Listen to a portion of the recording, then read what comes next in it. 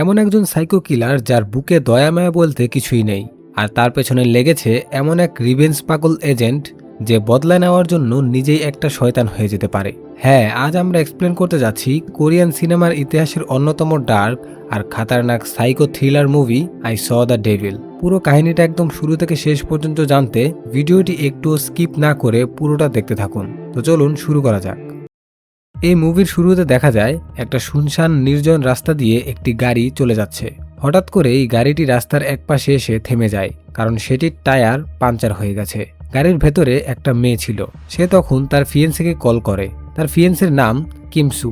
মেয়েটি যখন কিমসুর সাথে ফোনে কথা বলছিল, ঠিক তখনই সেখানে একটি স্কুল ভ্যান চলে আসে। ভ্যান থেকে একটি ব্যক্তি নেমে মেয়েটির কাছে আসে এবং জিজ্ঞাসা করে কি হয়েছে। মেয়েটি তাকে জানায় যে তার গাড়ির টায়ার পাংচার হয়ে গেছে, তবে সে অলরেডি গাড়ি টো করার লোকদের কল করেছে এবং তারা খুব তাড়াতাড়ি এখানে পৌঁছে যাবে। ভ্যান থেকে নামা ওই লোকটি তখন মেয়েটিকে বলে, যেহেতু বাইরে বরফ পড়ছে তাই ওদের আসতে বেশ সময় লাগতে পারে, আমাকে একটু চেক করতে দাও। ওদিকে ফোনের ওই পাশে থাকা কিমসু মেয়েটিকে বলে, তুমি যখন তাকে জানিয়ে দিয়েছো যে অলরেডি টো করার লোকদের ডেকেছো, তারপরেও সে তোমার টায়ার চেক করতে চাচ্ছে। এই বিষয়টা আমার কাছে ঠিক মনে হচ্ছে না। এরপর কিমসু তার সাথে আর কিছুক্ষণ কথা বলে ফোন কেটে দেয়। এদিকে ওই নির্জন রাস্তায় যে লোকটি টায়ার চেক করছিল সে বলে, তোমার টায়ার পুরোপুরি বসে গেছে। গাড়ির ভেতরে থাকা মেয়েটি বলে, আপনার সাহায্যের জন্য অনেক অনেক ধন্যবাদ, তবে খুব শীঘ্রই গাড়ি টেনে নেওয়ার লোকজন চলে আসবে। বাইরে থাকা ওই লোকটি মেয়েটির দিকে খুব গম্ভীরভাবে লক্ষ্য করছিল এবং এরপর সে নিচের গাড়িতে গিয়ে বসে পড়ে। কিন্তু অনেকক্ষণ পার হয়ে গেলেও সে তার গাড়িটি স্টার্ট করে না। গাড়িটি ওখানেই দাঁড়িয়ে থাকে।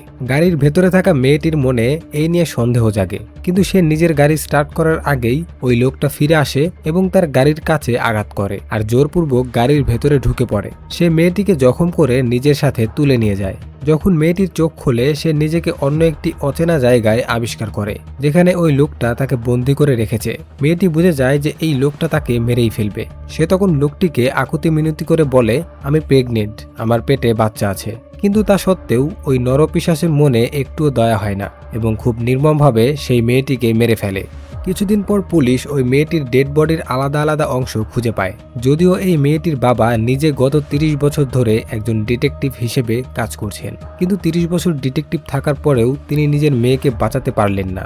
এই ভেবে তার মনে খুব চরম দুঃখ হয়। তিনি কিমসুর সামনে এসে বলেন, আমাকে মাফ করে দাও, কারণ কিমসু ছিল তার মেয়ে জুয়েনের ফিয়েন্সে, যে তাকে খুব ভালোবাসত। কিমসু তার ফিয়েন্সের মৃত্যুর খবরে পুরোপুরি ভেঙে পড়ে। তার চোখে জল থাকলেও সে নিজের কষ্ট কারো সামনে প্রকাশ করে না। তাকে দেখে মনে হচ্ছিল এটি যেন কোনো বড় তুফান বা ঝড় আসার আগের স্তব্ধতা। এরপর কিমসু নিজের কাজ থেকে 2 সপ্তাহের ছুটি নিয়ে নেয়। আসলে কিমসু ন্যাশনাল ইন্টেলিজেন্স সার্ভিসের একজন এজেন্ট হিসেবে কাজ করে। তার সাথে কাজ করা অন্য একজন এজেন্ট তার সাথে দেখা করতে আসে এবং কিমসুকে একটি স্পেশাল ক্যাপসুল দেয়। সে কিমসুকে জানায়, যার কাছেই এই ক্যাপসুলটি থাকবে তুমি তার লোকেশন নিজের মোবাইলে দেখতে পারবে এবং সাথে সাথে তার কথাবার্তাও শুনতে পারবে। কিন্তু যদি কেউ এই ব্যাপারে জানতে পারে তবে আমরা দুজনই অনেক বড় বিপদে পড়ে যেতে পারি। কিমসু বলে, তুমি এটা নিয়ে একদমই চিন্তা করো না, কোনো প্রবলেম হবে না। এই কথা বলে কিমসু সেখান থেকে চলে যায়। কিমসুর ফিয়েন্সি জ্যাং ইউন, যার মার্ডার হয়েছে, তার পিতা যিনি একজন চিফ ডিটেকটিভ, তিনি জানান যে এই ধরনের কেসে এর আগেও 4 জনকে গ্রেফতার করা হয়েছে। তিনি ওই 4 জনের ফটো এবং সমস্ত ডিটেলস কিমসুর হাতে তুলে দেয়। কিমসু সেই ডিটেলস নিয়ে সেখানে চলে যায় এবং এক এক করে 2 জন লোককে খুব ভয়াবহভাবে টর্চার করে। কিন্তু সে জানতে পারে এদের 2 জনের মধ্যে কেউই সেই আসল খুনি ছিল না। এরপর সে 3 নম্বর সন্দেহভাজনের বাড়িতে যায়, কিন্তু সে অনেক আগেই নিজের বাড়ি আর বাচ্চাকে ছেড়ে চলে গেছে। তার ব্যাপারে তার বাবা মাও জানে না যে সে বর্তমানে কোথায় আছে। কিমসু যখন সেখান থেকে চলে যাচ্ছিল তখন সে দেখে বাইরে ওই লোকটারই ছেলে দাঁড়িয়ে আছে, যার ওপর তার সন্দেহ ছিল। কিমসু তাকে জিজ্ঞাসা করে, তুমি কি জানো তোমার ফাদার কোথায় থাকে? আর সে কিমসুকে তার বাবার ঠিকানা দিয়ে দেয়। কিমসু এখন ওই জায়গায় পৌঁছে যায় যেখানে ওই সন্দেহভাজন থাকে। যখন সে তার ঘর তল্লাশি করে তখন সেখানে ড্রয়ার থেকে অনেক মেয়েদের জিনিসপত্র খুঁজে পায়। এরপর সে আরো তল্লাশি চালায় এবং ড্রেনের মধ্যে থেকে একটি আংটি খুঁজে পায়। আর এটি সেই আংটি ছিল যা কিমসু তার ফিয়েন্সেকে উপহার দিয়েছিল। আর এই আংটিটা দেখে তার চোখে পানি চলে আসে এবং সে নিশ্চিত হয়ে যায় যে এই ঘরটি সেই খুনিটিরই। যে তার ফিয়েন্সেকে নির্মমভাবে মেরে ফেলেছে। এদিকে আমরা জ্যাংকে দেখতে পাই, মানে ওই সাইকো কিলারটা, যে একটা স্কুল ভ্যানে করে কিছু মেয়েকে নিয়ে যাচ্ছে, আর এই ভ্যানের একটা মেয়ের ওপর তার কুনজর পড়ে যায়। রাতে দেখানো হয় যে স্কুল ভ্যানের ওই মেয়েটি নিখোঁজ হয়ে গেছে, যাকে আসলে জ্যাং কিডন্যাপ করে নিয়ে এসেছে। সে মেয়েটিকে তার ডেরায় নিয়ে যায় এবং যখনই সে তার ক্ষতি করতে যাবে ঠিক তখনই তার পেছন থেকে কেউ একজন ডেকে ওঠে, জ্যাং। এই কথা শুনে জ্যাং থেমে যায় এবং সে ধীরে ধীরে বাইরের দিকে যেতে শুরু করে। যখনই সে লাইট জ্বালায় সে দেখে তার সামনে দাঁড়িয়ে রয়েছে কিমসু। জ্যাং তাকে জিজ্ঞাসা করে, তুমি কি একা এসেছো? কিমসু তার কথার কোনো উত্তর দেয় না। জ্যাং বলে, হয়তো তুমি কোনো পুলিশ হবে। আমার অবাক লাগছে যে কোরিয়ান পুলিশ আমাকে এত তাড়াতাড়ি খুঁজে বের করে ফেলবে, কিন্তু তোমার এই কথার কোনো আন্দাজ বা ধারণা নেই যে আমি কে। আর এরপরে সে কিমসুর দিকে তেড়ে আসে। তার হাতে একটি কাস্তে ছিল, কিন্তু সে অ্যাটাক করার আগেই কিমসু তার হামলা থেকে নিজেকে বাঁচিয়ে নেয় এবং তাকে খুব ভয়াবহভাবে মারতে শুরু করে। যদিও জ্যাংও তার ওপর কয়েকবার হামলা চালানোর চেষ্টা করে, কিন্তু কিমসু খুব ফুর্তিবাজ হওয়ায় সে জ্যাংয়ের অবস্থা খারাপ করে দেয় এবং তার মুখ একটি প্লাস্টিক দিয়ে পুরোপুরি ঢেকে দেয়, যার ফলে জ্যাংয়ের দম আটকে শ্বাসকষ্ট শুরু হয়। এবং জ্যাং যখন পুরোপুরি মরার মুখে তখন সে তাকে ছেড়ে দেয়। সামনে একটি বিশাল বড় পাথর ছিল। কিমসু সেই পাথরটি তোলে এবং জ্যাংকে মেরেই ফেলতে যাচ্ছিল, কিন্তু শেষ মুহূর্তে সে তাকে ছেড়ে দেয়। এরপর তার কাছে যে ক্যাপসুলটি ছিল, যা দিয়ে যে কোনো লোককে ট্র্যাক করা যায় এবং তার কথাবার্তা শোনা যায়, সে ওই ক্যাপসুলটি জ্যাংয়ের মুখের ভেতর ঢুকিয়ে দেয়। কিন্তু এই বিষয়টি জ্যাং জানতে পারে না, কারণ ওই সময় সে পুরোপুরি অজ্ঞান ছিল। আর এইভাবে কিমসু একটি মেয়ের ইজ্জত আর জান বাঁচিয়ে দেয়। যখন জ্যাংয়ের জ্ঞান ফেরে দেখে তার কাছে একটি খাম রয়েছে, যার ভেতর অনেকগুলো টাকা আছে। সে ওটা দেখে হাসে এবং বলে যে সে সাইকো ছিল। এরপর সে সেখান থেকে বেরিয়ে যায় এবং রাস্তায় এসে একটা ট্যাক্সির কাছে লিফট চায়। ট্যাক্সির ভেতরে দুইজন লোক বসা ছিল। এদিকে অনেক দূরে বসে থাকা কিমসু এখন জ্যাংয়ের পুরো লোকেশন দেখতে পাচ্ছিল, কারণ তার মোবাইলে জ্যাংয়ের প্রতিটা অবস্থান শো করছিল। সে কোথায় যাচ্ছে, কি কথাবার্তা বলছে, সবকিছুই কিমসু দেখতে পাচ্ছিল। এখন জ্যাং যে ট্যাক্সিতে ছিল সেটির ভেতরে অলরেডি দুজন লোক ছিল। জ্যাং ওই দুজনকেই মেরে ফেলে। এরপর সে যখন গাড়ির ডিকি খোলে তখন দেখে ডিকির ভেতরে আগে থেকেই একটা লাশ পড়ে আছে, অর্থাৎ এই দুজনও অপরাধী ছিল। তারাও জ্যাংয়ের মতোই ছিল, যারা কাউকে খুন করে হাইওয়েতে কোথাও ফেলে রাখার জন্য যাচ্ছিল। জ্যাং ওই তিনজনকে ওখানেই রাস্তায় ফেলে রেখে সেখান থেকে চলে যায়। যেহেতু জ্যাং যখন ছিল তাই সে একজন ডাক্তারের কাছে যায়, যেখানে একজন নার্সও ছিল। জ্যাংয়ের কুনজর ওই নার্সের ওপরও পড়ে যায়। নার্সটি যখন একটি আইসোলেটেড বা নির্জন কামরায় যায়, জ্যাং সেখানে আগে থেকেই উৎপেতে বসেছিল। সে দরজাটি ভেতর থেকে বন্ধ করে দেয় এবং নার্সকে পুরোপুরি ভয় পাইয়ে দেয়। সে বলে, রাতে আমি একটা মেয়ের সাথে ফান করতে যাচ্ছিলাম, কিন্তু একটা লোক এসে আমার পুরো মজাটাই নষ্ট করে দিয়েছে, আর এখন আমি নিজের মজা নষ্ট করতে চাই না। নার্স তার কাছে রিকোয়েস্ট করে যেন তাকে যেতে দেওয়া হয়, কিন্তু জ্যাং একজন সাইকো মানুষ, তার কারো তোয়াক্কা নেই, তার মনে কোনো সহানুভূতি নেই। কিন্তু সে নার্সকে সেক্সুয়ালি অ্যাবিউজ করার আগেই সেখানে কিমসু চলে আসে। কিমসু পেছন থেকে তার হাতে থাকা সিলিন্ডার দিয়ে জ্যাংয়ের মাথায় আঘাত করে এবং এরপর সে জ্যাংকে এখানে খুব মারাত্মকভাবে মারধর করে। জ্যাং যখন প্রায় আধমরা হয়ে যায় তখন নার্স সেখান থেকে চলে যাওয়ার চেষ্টা করছিল। কিমসু তাকে থামতে বলে এবং বলে যে তাকে জ্যাংয়ের ব্যান্ডেজ করতে হবে। কিমসু জ্যাংয়ের কানে কানে একটা কথা বলে, এটা তো মাত্র শুরু, এটা এত তাড়াতাড়ি শেষ হওয়ার নয়, আর এরপরে এর থেকেও খারাপ কিছু হবে।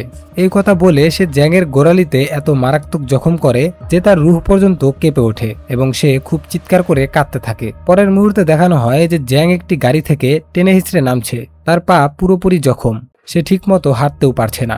সে কিছুই বুঝতে পারছে না যে ওই লোকটা তার সাথে এমন কেন করছে। সাথে সে চরম বিভ্রান্তে ছিল যে ওই লোকটা প্রতিবার তার ঠিকানা কিভাবে পেয়ে যায়। তার সন্দেহ হয় যে তার কাছে হয়তো কোনো ট্রান্সমিটার আছে। সে নিজের জুতা চেক করে, পুরো গাড়ি চেক করে, কিন্তু সে কিছুই খুঁজে পায় না। এরপর সে গাড়ি নিয়ে হাইওয়েতে বেরিয়ে পড়ে। এখন সে নিজের গাড়ি বদলাতে চায়, কারণ তার সন্দেহ গাড়ির ভেতরেই কিছু না কিছু আছে। সে অন্য একটা গাড়ি থামানোর জন্য হাত দেয়, কিন্তু ওই গাড়ির ভেতরে আর্মি থাকায় সে কিছুই করতে পারে না। অন্য এক দৃশ্যে দেখানো হয় যে কিমসুর কাছে তার ফিয়েন্সের বাবার কল আসে এবং তিনি বলেন, তুমি জ্যাংয়ের পিছু নেওয়া বন্ধ করো, তুমি তাকে অনেক সাজা দিয়েছ, এবার পুলিশ তাকে নিজে সাজা দেবে। কিন্তু কিমসু এসব এখানে শেষ করতে চায় না। সে জ্যাংকে তরপাতে চায়, তাকে প্রতিটা সেই কষ্ট দিতে চায় যা সে অন্যদের দিয়েছে। অন্যদিকে দেখানো হয় যে জ্যাং তার দুজন বন্ধুর সাথে একটা বাড়িতে আসে, যেখানে একটি ছেলে আর একটি মেয়ে ছিল এবং তারাও জ্যাংয়ের মতোই সাইকো ছিল। জ্যাং তাদের নিজের পুরো কাহিনী শোনায় যে কিভাবে একটা লোক তাকে বারবার ট্র্যাক করছে। তারা বলে, তুমি এ পর্যন্ত যতগুলো মেয়েকে মেরেছো এটা তাদেরই কারো পরিবারের লোক হবে। এরপর জ্যাং নিজের ঘরে চলে যায় এবং ভাবতে শুরু করে যে এই লোকটা আসলে কে হতে পারে। তখনই তার মনে পড়ে যে কিমসুর হাতে একটা আংটি ছিল এবং তার এটাও মনে পড়ে যায় যে যতগুলা মেয়েকে সে মেরেছিল তাদের মধ্যে এই আংটিটা কার কাছে ছিল। এবার জ্যাংয়ের মাথায় পুরো বিষয়টা ঢুকে যায় যে তার পিটুনি কেন হচ্ছে। পরের দৃশ্যে দেখানো হয় যে জ্যাংয়ের বন্ধু যে মেয়েটার বাড়িতে ছিল সেই মেয়েটাকে সে বন্দি করে রেখেছে। সেই মেয়েটিকে কিচেনে নিয়ে আসে এবং তাকে মারার আগেই সেখানে কিমসু চলে আসে। জ্যাংয়ের বন্ধু তাইজু তাকে দেখে অবাক হয়ে যায় এবং বলে, তুমি কোনো আওয়াজ ছাড়া ভেতরে কিভাবে চলে এলে? এরপর কিমসু তাকে খুব মারাত্মকভাবে মারতে শুরু করে। এখানে জ্যাংও চলে আসে এবং তাদের সবার মধ্যে মারামারি শুরু হয়। কিন্তু এই লড়াইয়ের মাঝে কিমসু জ্যাংয়ের বন্ধু তাইজু এবং তার সাথে মেয়েটিকে এত মারাত্মকভাবে মারে যে তাদের দুজনকে প্রায় পঙ্গু করে দেয়, যাতে ভবিষ্যতে তারা আর কাউকে আঘাত করতে না পারে। আর এই কারণে তাদের হাসপাতালে নিয়ে যাওয়া হয়। কিমসুরও চোট লেগেছিল, তার ব্যান্ডেজ করা হচ্ছিল এবং এখানে কিমসুর সাথে সেই বন্ধু দেখা করতে আসে যে তাকে ক্যাপসুলটা দিয়েছিল। সে বলে, তুমি ওই লোকটাকে পুলিশের হাতে সমর্পণ কেন করে দিচ্ছ না? কিমসু বলে, এখনই নয়, যতক্ষণ না সে যা করেছে তার পুরো বদলা আমি না নিচ্ছি ততক্ষণ আমি তাকে ছাড়বো না। কিমসুর বন্ধু বলে, আমি যে ক্যাপসুলটা দিয়েছিলাম ওটা কাজ করছে তো? যতক্ষণ না তার কনস্টিপেশন হচ্ছে ততক্ষণ ওটা তার ভেতরেই থাকবে। কিমসু তাকে চুপ থাকতে বলে, কারণ ঠিক পাশেই জ্যাং শুয়েছিল। কিমসু জ্যাংয়ের কাছে যায়, পর্দা সরায় এবং দেখে সে পুরোপুরি অজ্ঞান অবস্থায় আছে। কিন্তু জ্যাং আসলে অজ্ঞান হওয়ার নাটক করছিল, সে সবকিছু শুনে নিয়েছিল। সে বুঝে যায় যে তার বডির ভেতরে কোথাও না কোথাও ট্রান্সমিটার আছে, তার কারণে কিমসু প্রতিবার তার লোকেশন পেয়ে যায়। কিমসু আরো একবার জ্যাংকে একটা শুনশান জায়গায় ছেড়ে দেয় যাতে সে আবার কিছু করার চেষ্টা করে এবং কিমসু তাকে আবারও শিক্ষা দিতে পারে। কিন্তু এখন জ্যাং সবকিছু জেনে গেছে। সে জানে কিমসু কে, সে জানে সে তার কেন বদলা নিচ্ছে, আর সে এটাও জানে যে তার বডিতে ট্রান্সমিটার আছে এবং কিমসু এখন তার কথা শুনতে পাচ্ছে। জ্যাং কিমসুকে উদ্দেশ্য করে বলে, আমি জানি তুমি আমাকে শুনতে পাচ্ছ। আমি আমার পুরো জিন্দেগিতে এমন খেলা খেলিনি, আর এখন খুব মজা আসবে। আমি জানি কোন মেয়ের কারণে তুমি আমার থেকে বদলা নিচ্ছ। আমি তার বাড়ির ঠিকানাও জানি, আর এখন তোমাকে জিন্দেগি ভর আফসোস করতে হবে এইটা ভেবে যে যখন তুমি আমাকে মারার সুযোগ পেয়েছিলে তখন আমাকে মেরে ফেলাই উচিত ছিল। আর একটা কথা জানাতে তো আমি ভুলেই গেছি, যখন আমি তোমার ফিয়েন্সেকে মারছিলাম তখন সে আমাকে বলেছিল যে সে প্রেগনেন্ট। হয়তো তুমি এই কথাটা জানতে না। কিমসু আসলেই এই কথাটা জানতো না। জ্যাং বলে, সে নিজের জানের ভিক্ষা চেয়েছিল, কিন্তু আমি তাকে জান ভিক্ষা দেইনি। ওই সময় তোমার তাকে বাঁচানোর জন্য আশেপাশে থাকা উচিত ছিল। এই কথা বলার পর জ্যাং একটা কেমিস্ট বা ওষুধের দোকানে যায়। সেখান থেকে সে লুজ মোশনের ওষুধ নেয় এবং নিজের পেট থেকে সেই ক্যাপসুলটা বের করে নেয়। আর সেই ক্যাপসুল সে আরেকজন মানুষের মুখের ভেতরে ঢুকিয়ে দেয়। আর যতক্ষণে কিমসু সেখানে পৌঁছায় ততক্ষণে জ্যাং ওখান থেকে পালিয়ে যায়। এরপর কিমসু হসপিটালে জ্যাংয়ের বন্ধুর কাছে যায়, যে জ্যাংয়ের মতোই সাইকো ছিল। কিমসু তাকে জিজ্ঞাসা করে, তুমি কি জানো তোমার বন্ধু এখন কোথায় থাকতে পারে? সে বলে, তুমি এখনো জ্যাংয়ের মস্তিষ্ক বুঝতে পারোনি। তুমি যে তাকে মেরে কষ্ট দিয়েছো, যে কারণে দিয়েছো, সে ওটার বদলা না নেওয়া পর্যন্ত থামবে না। মানে এখন সে তোমার গার্লফ্রেন্ডের ফ্যামিলিকে ছাড়বে না। আর একবার যদি সে তার কাজ শেষ করে ফেলে, তারপরে তুমি যদি তাকে মেরেও ফেলো, তাতেও তার কোনো যায় আসবে না। এরপর কিমসু সেখান থেকে চলে যায়। তখনই কিমসুর কাছে তার সাথীর কল আসে এবং সে জানায় যে জ্যাং ওয়্যারলেসে তাদের সাথে যোগাযোগ করেছিল এবং বলেছে যে সে তার একটা শেষ কাজ শেষ করছে, আর কাজ শেষে সে নিজেকে স্যারেন্ডার করবে। কিমসু তার কাছ থেকে জ্যাংয়ের লোকেশন জানতে চায়। সে যখন কিমসুকে জ্যাংয়ের লোকেশনটা জানায় তখন কিমসু পুরোপুরি চিন্তিত হয়ে পড়ে, কারণ এই লোকেশনটা ছিল সেই জায়গায় যেখানে তার গার্লফ্রেন্ডের ফ্যামিলি থাকে। আর এখন কিমসু জানতে পেরেছে যে জ্যাং তার গার্লফ্রেন্ডের ফ্যামিলিকে মেরে ফেলতে চায়। আসলে জ্যাংয়ের বন্ধু যে হাসপাতালে আছে, যে জ্যাংয়ের মতোই একজন সাইকো, সে কিমসুকে বলেছিল যে জ্যাং যত বেশি কষ্ট দেয় তার তত বেশি মজা লাগে। এর মানে হলো জ্যাং যদি তার ফ্যামিলি পর্যন্ত পৌঁছে যায় তবে সে তাদের অনেক কষ্ট দিয়ে মারবে। এই কারণে কিমসু যে কোনো মূল্যে জ্যাংয়ের আগে সেখানে পৌঁছাতে চায়। কিন্তু কিমসু সেখানে পৌঁছানোর আগেই জ্যাং সেখানে পৌঁছে যায়। আর সে তার ফিয়েন্সে, যে এখন আর এই দুনিয়ায় নেই, তার বাবাকে খুব মারাত্মকভাবে জখম করে দেয়। আর সেই সাথে সে তার ফিয়েন্সের বোনকে পুরোপুরি মেরে ফেলে সেখান থেকে চলে যায়। এই দৃশ্য দেখে কিমসু পুরোপুরি ভেঙে পড়ে। তার কোথাও না কোথাও নিজের ভুলের অনুশোচনা হয়। এবার জ্যাং এমন এক জায়গায় পৌঁছায় যেখানে পুলিশ আগে থেকেই তার জন্য অপেক্ষা করছিল। কিন্তু পুলিশ জ্যাংকে ধরার আগেই সেখানে কিমসু চলে আসে এবং সে চলন্ত গাড়ি থেকেই জ্যাংকে তুলে নিয়ে সেখান থেকে হাওয়া হয়ে যায়। সে জ্যাংকে তার ঠিক সেই বাড়িতেই নিয়ে যায় যেখানে জ্যাং তার ফিয়েন্সেকে মেরেছিল। সেখানে সে জ্যাংকে ঠিক সেই জায়গায় বেঁধে ফেলে যেখানে জ্যাং সবাইকে রেখে টর্চার করত। সে জ্যাংকে খুব ভয়ঙ্করভাবে অত্যাচার করতে শুরু করে। জ্যাং বলে, আমাকে মেরে ফেলো, তুই আমাকে মেরে কেন ফেলছিস না? কিন্তু কিমসু বলে, আমি এই খেলাটা এত সহজে শেষ করব না। যদি আমাকে তোকে মেরেই ফেলতে হতো তবে তোকে আমি অনেক আগেই মেরে ফেলতাম। আমি তোকে ঠিক সেই মুহূর্তে মারবো যখন তুই তোর জিন্দেগির সবচেয়ে বড় ভয় দেখবি, যখন তোর চোখে চরম ভয় থাকবে, আর সেটাই হবে আমার বদলা, পুরো বদলা।